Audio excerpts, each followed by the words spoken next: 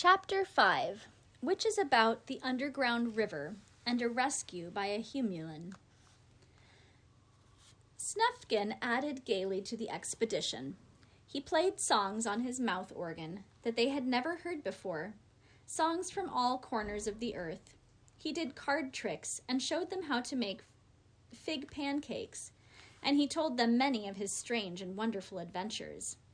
The river, too, seemed more lively. It was narrower and flowed swift and strong, eddying around rocks and boulders between high banks. Every day the blue and purple mountains came nearer, and they were so high that sometimes their tops disappeared in the heavy rolling clouds. One morning Snufkin sat with his legs dangling in the water, carving a whistle for himself.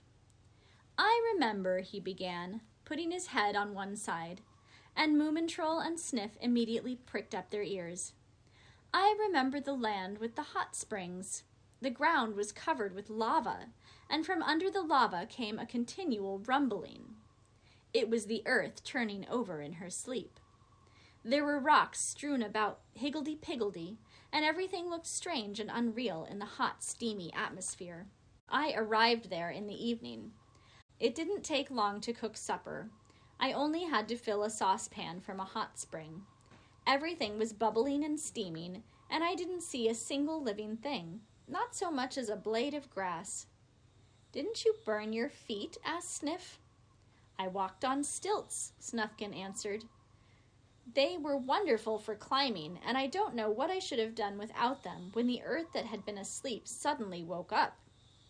There was a great rumbling and roaring, and a crater opened right in front of me and belched out red flames and a great cloud of ashes."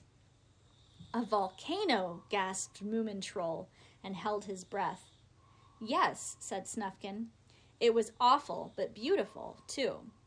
And then I saw the fire spirits, lots of them, swarming up out of the earth and flying about like sparks. Of course, I had to go a roundabout way to get past the volcano. It was hot, too, so I went as fast as my stilts would carry me. Halfway down the mountain, I came across a little stream and lay down to drink. The water wasn't boiling in that stream, you see. And then one of the little fire spirits floated down and fell into the water. He was nearly extinguished, but just had enough strength to cry out to me to save him." "And did you?" asked Sniff. "Oh, yes. I had nothing against the creature," said Snufkin, "but I burnt myself on him, you know. Well, there he was on dry land again, and presently he began to flare up to his normal state. He was very grateful, of course, and gave me a present before he flew away." "What was it?" asked Sniff, in great excitement. "A bottle of underground sun oil," answered Snufkin. "It's what the fire spirits rub onto themselves when they go right down into the burning heart of the earth." "And can you go through fire when you've got this oil on?" asked Sniff, his eyes popping out with amazement. "Of course you can," Snufkin answered. "But why didn't you say so before?" cried Moomin Ch5. "Now we can all be saved. When the comet comes, we just—" "But I've hardly got any left," said Snufkin sadly. "I used most of it up on a couple of trips into the desert, and then saving things from a house on fire. I didn't know. There's only a little drop left in the bottle." "Perhaps there's enough for a little animal of, say, my size," said Sniff. Snufkin looked at him. "Perhaps," he said, "but hardly for your tail as well. That will have to go."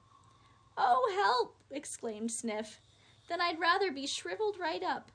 But Snufkin wasn't listening. He sat with a wrinkled brow, looking at the river. "Listen," he said. "Have you noticed anything different?" "The river has a new sound," said Sniff. It was true. There was a dreadful roaring, and the water eddied and swirled between the rocky shores. "Take down the sail," ordered Snufkin, going forward to keep a lookout. The river was tearing along faster than ever, like a person who has been out on a long journey and suddenly notices that he is late getting home for supper. The banks closed in, squeezing the foaming water into a narrow trough, and the rocks towered over them higher and steeper than ever. Wouldn't it be better to land? Screamed Sniff above the noise of the water. It's too late now, Moomin Troll screamed back. We must just go on till it gets calmer. But it didn't get calmer. They rushed wildly through the lonely mountains, whose wet black walls closed in on either side, and the strip of sky above got narrower and narrower. Somewhere in front of them, there was a threatening rumble. We're going downhill, shouted Snufkin. Hold tight. They all held on to the mast and shut their eyes. There was a crash, a roar, and a shower of spray. Then all was quiet. They had cleared the waterfall. Well, strike me pink, exclaimed Moomin Troll. It was quite dark all round them, except for patches of white-green foam, and when their eyes got used to the darkness, they saw that the mountain walls had closed over them completely. They were in a tunnel. The tunnel stretched away in front of them, getting smaller and smaller. It was like a nightmare, and though the water was calmer now, it was terribly dark. This wasn't the idea exactly, said Moomin Troll. We seem to be going right down into the earth instead of up to the top of the mountains. They all realized the truth of this and sat for a time in gloomy silence. Then Snufkin said, You could write a poem about this. What about floating on this eerie water, far away from bricks and mortar? Saw a mermaid, didn't caught her, suggested Sniff, blowing his nose. That's not true, not grammar, and it doesn't even rhyme properly, said Snufkin, and the subject was dropped. The tunnel curved once or twice, getting even narrower and darker, and now and then the raft bumped against the walls. They picked up their rucksacks and waited. Once more there was a bump, and this time the mast was knocked down. Snufkin, said Moomin Troll in a very small voice. You know what this means, don't you? The vault above them had become lower, or else the water had risen. Very soon it would completely fill the tunnel. Throw the mast overboard, shouted Snufkin, grabbing his precious flag. It's no use now. There was another long, silent wait. It had begun to be a little lighter, and they could distinguish each other's white faces. Suddenly, Sniff shouted, Oh, my ears touched the roof, and threw himself flat with a frantic squeak. What will Mama say, said Moomin Troll, if we never come home again? Just then the raft stopped with a thud, and they all fell together in a heap. We've gone aground, screamed Sniff. Snufkin leaned over the edge and looked. The mast is holding us, he said. It's lying across the tunnel. Look what we've escaped, said Moomin Troll in a shaky voice. Just in front of them, the river disappeared with a gurgle down a black hole straight into the earth. I've just about had enough of voyages of discovery, said Sniff plaintively. I want to go home. I suppose we'll have to sit here all our lives playing poker. You silly little animal, said Snufkin, grumbling just when we're going to be saved by nothing less than a miracle. Look up there. Sniff looked and saw, through a crack in the rock above them, a small patch of cloudy sky. Well, I'm not a bird, he said gloomily, and what's more, I get dizzy fits. That's because I had inflammation of the ears when I was very young. So how could I ever get up there? But Snufkin took out his mouth organ and played his gayest adventure song. Not just the right-sized adventure, but a terrific one. About rescues and surprises and sunshine. Moomin Troll started to whistle the refrain. He couldn't sing, but he could whistle beautifully. And in the end, Sniff had to join in too, with his falsetto squeak. It was a bit out of tune, but fairly cheerful. Their song echoed in the tunnel and up through the crack in the roof until it woke a humulin, who was asleep up above, with his butterfly net beside him. Whatever is that? Gasped the humulin with a start. He looked into his jar, where all the small creatures he had caught were imprisoned, but the insects hadn't made the noise. It came straight out of the ground. Remarkable, said the Humulin, and lay down flat to listen. "There must be some rare caterpillar that makes that noise. I must find it." And he began creeping around, snuffling and sniffing with his large nose, until he reached the hole in the ground where the noise was loudest of all. He stuck his nose in as far as possible, but couldn't see anything in the dark. However, the party down below saw his shadow across the light, and their song changed to a wild yell. "Those caterpillars must have gone off their heads," the Humulin said to himself, pushing his net down the hole.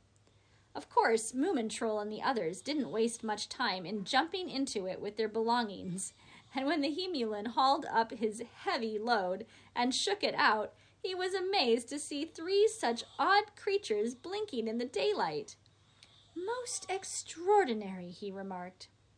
"Thank you very much," said Moomin Troll, who pulled himself together first. "You saved us in the nick of time." "Have I saved you?" asked the Humulin in surprise. "I didn't mean to. I was looking for the caterpillars that were making such a noise down there." Humulins are generally a bit slow in grasping an idea, but they are very pleasant if you don't annoy them. "Are we in the Lonely Mountains now?" asked Sniff. "I have no idea," said the Humulin, "but there are plenty of interesting moths." "I think it must be the Lonely Mountains," said Snufkin, gazing at the massive piles of rocks, endless, desolate, and silent, which towered on every side. The air was chilly. "And where is the observatory?" asked Sniff. "We're going to look for it," said Moomin Troll. "It's on the highest peak, I believe, but first I should like to have some coffee." "The kettle is still on the raft," said Snufkin. Moomin Troll loved coffee, and he rushed at once to the edge of the hole and looked down. "Oh, dearie me," he lamented. "The raft has floated off, and I suppose it's gone down that awful hole by now." "Well, never mind, we're not on it," said Snufkin gaily. "What's a kettle here or there when you're out looking for a comet?" "Are they very rare?" asked the Humulin, who thought they were still talking about moths. "Well, yes, I should think you could call them rare," answered Snufkin. "They appear about once in 100 years." "No!" exclaimed the Humulin. "Then I must catch one. What does it look like?" "Red, probably, with a long tail," answered Snufkin. The Humulin took out a notebook and wrote this down. "It must be the Snuffiscalania family," he said seriously. "One more question, my learned friends. What does this remarkable insect live on?" "On Humulins," said Sniff, giggling. The Humulin went red in the face. "Little animal," he said sternly, "that is not funny. I shall now leave, with grave doubts of your scientific knowledge." And he put his jars in his pocket, picked up his butterfly net, and lumbered off. Sniff doubled up with laughter when the Humulin was out of earshot. "How funny!" he exploded. "The old chap thought we were talking about a beetle or something." "It's wrong to be disrespectful to elderly gentlemen," said Moomin Troll severely, not, however, managing to keep a very straight face himself. But it was getting late, so they picked out the highest mountain and set off toward it.